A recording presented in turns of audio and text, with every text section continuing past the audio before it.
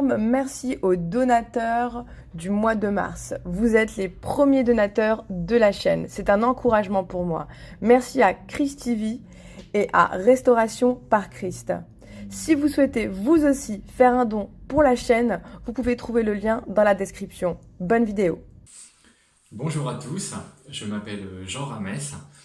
Je vais aujourd'hui vous raconter mon témoignage de conversion pour vous expliquer comment Dieu est intervenu dans ma vie en 2015 pour changer mon cœur et faire de moi un disciple de Jésus-Christ.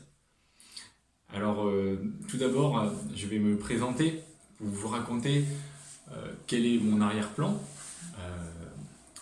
Je suis né dans une famille à Toulouse qui avait plusieurs croyances. Par exemple, quand on était petit, avec mon frère, on allait à l'église, donc on accompagnait mes parents. C'était pour les enterrements, pour les mariages, pour Noël. On y allait un peu, j'avais l'impression par obligation. Et on ne savait pas trop pourquoi on y allait, mais il fallait y aller, c'était important, c'était un peu la coutume. Mais sinon, les valeurs du christianisme n'étaient pas, disons, mises en avant dans la famille. Il y avait aussi, avec le temps, une sorte de pensée qui a été assez notable. C'était ma mère, je me rappelle, qui me disait du moment que tu es heureux, fais ce que tu veux. Et voilà, on acceptait ça, donc normalement, ça paraissait sympa, quoi. Et puis est venu le moment des études supérieures, donc j'ai commencé un IUT génie civil, et à ce moment-là, avec mon frère, qui avait deux ans de plus que moi, on a commencé à avoir le sentiment qu'il fallait rattraper le temps perdu, surtout au niveau des filles. Alors, pour être transparent, au collège et au lycée, j'ai jamais eu de copine. Et ça, j'avoue, ça a créé un peu déjà une petite frustration. Et on a voulu combler ça par le monde des études, parce qu'on se doutait que quand on est étudiant, on est plus libre, on peut sortir et tout. Donc, avant de commencer à sortir, on a rencontré en fait un jeune qui avait notre âge, qui était dans notre quartier à Toulouse, et qui semblait plutôt bien connaître le monde de la fête, des filles et tout. Et donc on s'est noué d'amitié et on a commencé à prendre des apéros, donc vodka Red Bull, la musique pour se mettre dans l'ambiance et tout, pour aller séduire, vous savez qui, les filles, bien sûr. À chaque fois, on faisait un peu grandir ce désir de conquérir le maximum de filles et d'espérer, bien sûr, avoir un plan d'un soir. C'était l'objectif à atteindre. Et après plusieurs mois de sorties et de tentatives, j'ai eu ma première fois, donc je vais vraiment être transparent, hein. Franchement, ne vous étonnez pas si je suis cash, c'est vraiment volontaire et c'est nécessaire, disons, pour appuyer ce témoignage. Donc avant le début de l'année 2014, j'étais puceau et voilà, et courant de début 2014, j'ai eu ma première fois avec une fille qui était très jolie, qui avait 2 ans de plus que moi, et ça a été un déclic pour moi qui était waouh, quoi. C'était un peu le Graal, quoi. Et comme j'avais beaucoup idéalisé ce moment et qu'en plus ce que j'avais vécu était vraiment ouf, ça m'a donné qu'une seule envie, c'était de recommencer. Donc j'ai redemandé, j'ai refait une proposition à cette fille de le refaire, donc on l'a fait, voilà, 2 fois. Et puis la troisième, ça ne s'est pas passé. Elle a refusé et grosse frustration. Et puis, j'ai commencé avec mon frère et mon pote, on est ressortis en boîte et tout. Et quelques temps, enfin, pendant quelques reprises, il y avait des succès et parfois il y avait des grosses frustrations. Et, euh, et j'ai commencé petit à petit à voir mon insatiabilité. Il y avait comme un feu intérieur en moi qui voulait pas trop s'éteindre.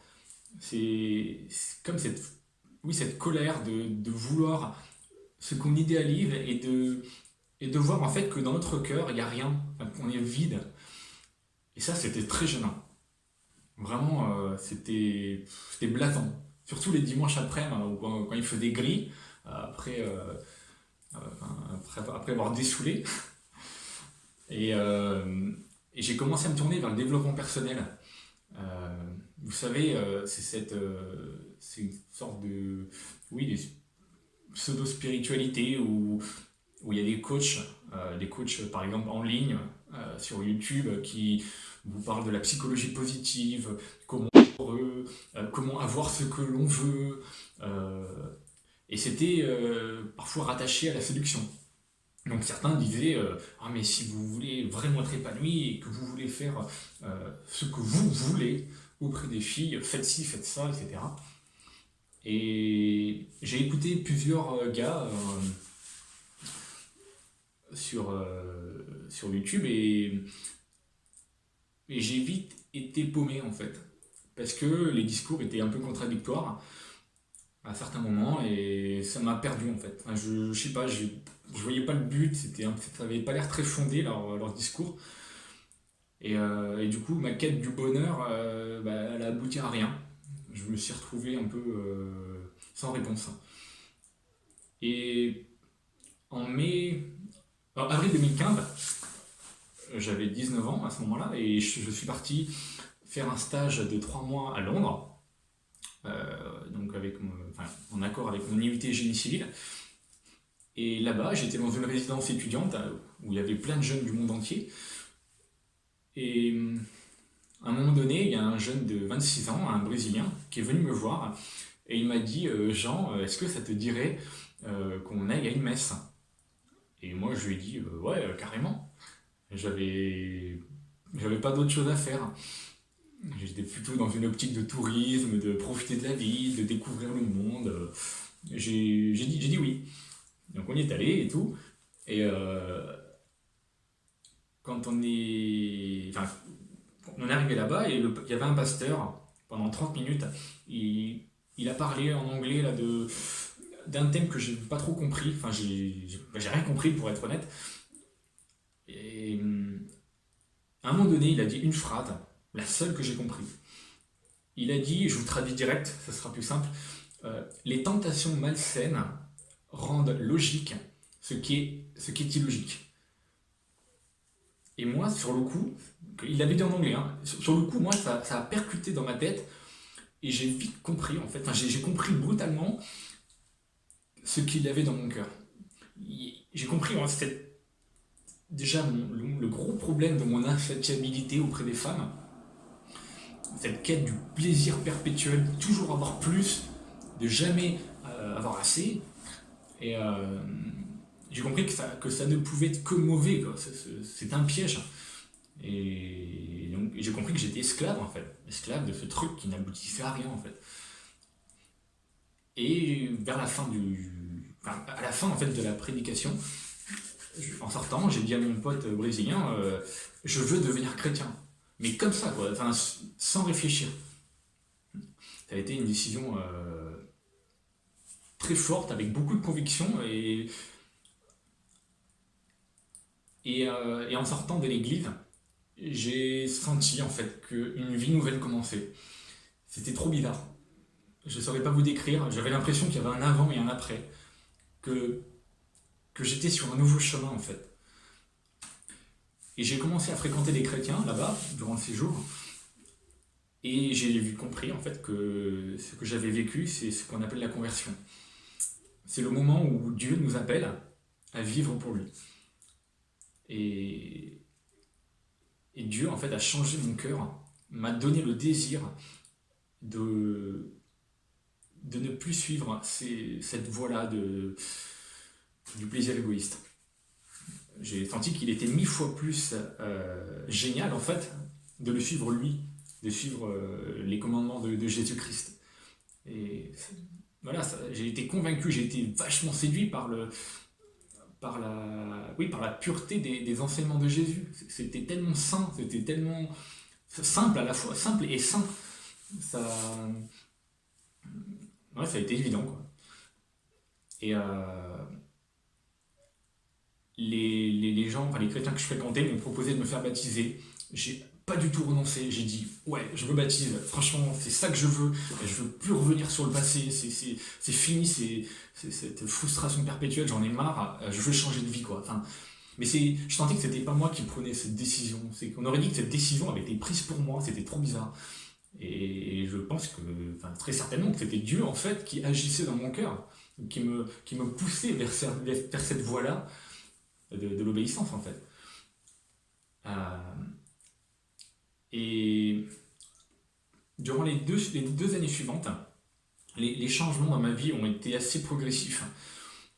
Donc pour être honnête, j'ai pas arrêté les plans d'un soir au moment même de la conversion. J'ai eu l'occasion durant mes études de faire la fête à certains moments. Mais ce qui était évident, c'était de voir que en moi, que je prenais de moins en moins de plaisir à coucher avec des femmes.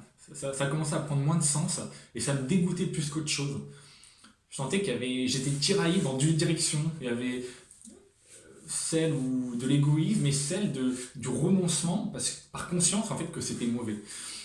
Et cette culpabilité en fait, qui n'était pas accablante, mais qui était bonne en fait, avait commencé à prendre de la place en moi et me montrer que ce que je faisais allait me détruire.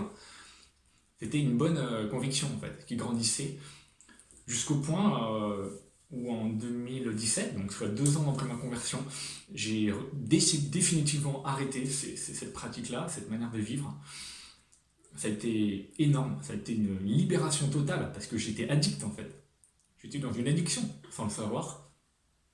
Et au passage, à petite précision, j'ai pu arrêter la pornographie. Chose quand même qui n'est pas évidente, tellement c'est séduisant ces trucs-là. Donc ça a été Dieu a fait des trucs énormes que j'aurais jamais pu faire par moi-même. Voilà. Donc maintenant, je sens que c'est tellement plus génial. Ma vie mon cœur surtout a désir de nouvelles choses. Je vois que maintenant j'ai envie d'aimer les gens, j'ai envie de faire du bien autour de moi, alors qu'avant, franchement, les gens, je m'en fichais complètement, quoi. J'avais pas les mêmes aspirations, et je vois tout ce que Dieu a fait dans ma vie, c'est un truc de dingue. Et surtout, pour finir, vis-à-vis de cette quête du bonheur, j'ai surtout compris, par l'intermédiaire d'autres chrétiens que j'ai rencontrés, que le bonheur, en fait, si on le cherche dans ce monde, c'est voué à... si on cherche le bonheur dans ce monde, c'est vraiment se vouer à une perte, parce que à quoi bon chercher ce qu'on va perdre? Parce qu'au final, on va tous mourir, et si on cherche un plaisir éphémère qui, au final, va finir en poussière, c'est un peu absurde, en fait. Et Dieu m'a proposé une solution qui est 1000 fois plus intelligente et géniale, c'est que ce bonheur puisse, disons, continuer après ma mort. Et c'est de vivre avec lui pour l'éternité. Et ça, je trouve ça tellement plus ouf et tellement plus fondé et convaincant. Si vous êtes, disons, en quête spirituelle, si vous êtes dans le même problème où j'étais, franchement, j'ai envie de vous dire une chose. Ne perdez pas de temps. Foncez vers le Christ. Parce que lui, il est le seul à pouvoir vous donner un truc qui est 1 million de fois plus jouissif que ce qu'offrent ces trucs éphémères que sont la pornographie, le sexe sans lendemain, alors que Dieu, lui, vous comble pour l'éternité.